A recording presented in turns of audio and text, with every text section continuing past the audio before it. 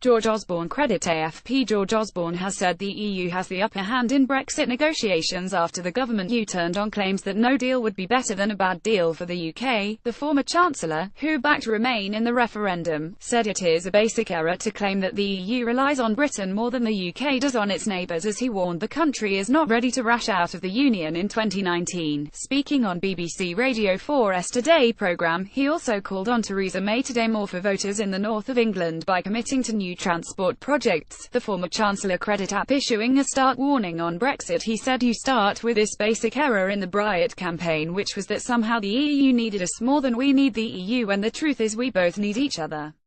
We need a transitional period. Britain is not ready to crash out of the EU in spring 2019.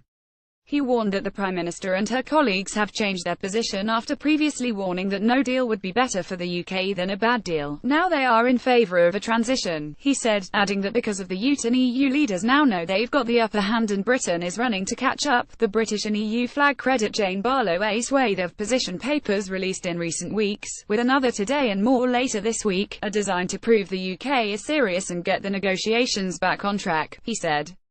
Mr. Osborne denied he is a sore loser after campaigning for the UK to remain in the EU during the referendum vote, which eventually led David Cameron to stand aside and make way for Mrs. May. Having spent the best part of his career working for the good of the economy, he said, "A bad deal for the UK would be the worst possible outcome." Osborne: Theresa May is a dead woman walking 0043. Mr. Osborne is no stranger to criticising Mrs. May and her plans for Brexit. As the now editor of the London Evening Standard, he has been accused of using the newspaper to put pressure on his former colleagues about leaving the Union.